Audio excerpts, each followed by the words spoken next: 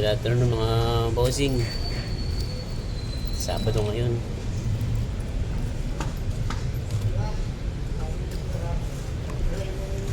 Kaya tayo ng angkas. Namiss natin to. Hindi lang ulit tayo nakabiyahe ng medyo mababang oras eh. Diyan bumabiyahe kasi tayo.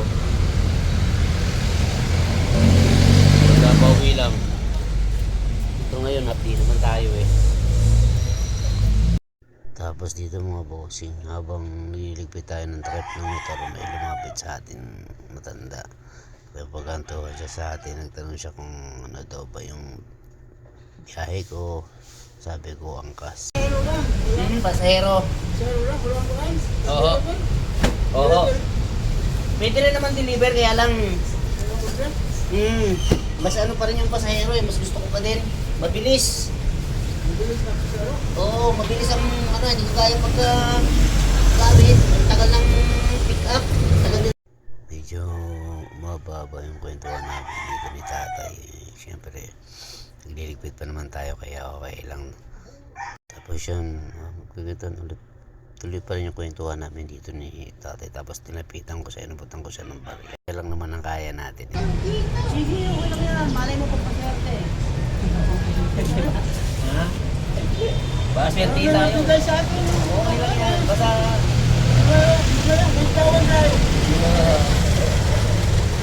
Sige po. Okay, salamat po. So ayan mga bossing, umalis na si tatay.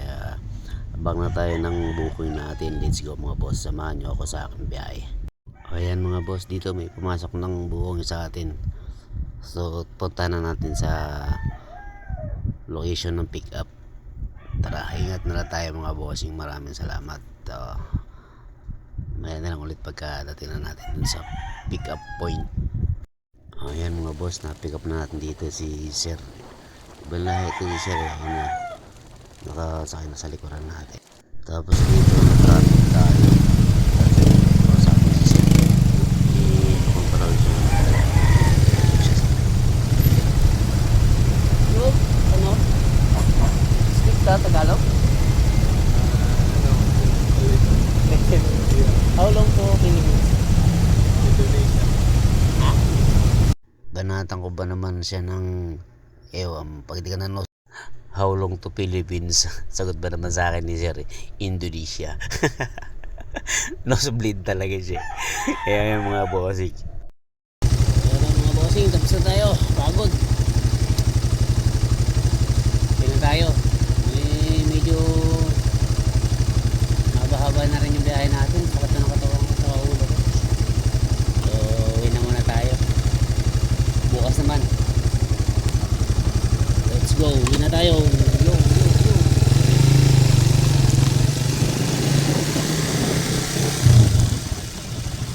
Thank you, sir.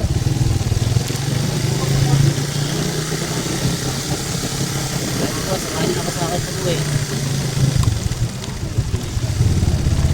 Dito lang tayo sa may Sirimundo. Malapit na tayo. Kasi naka-destination tayo kanina kaya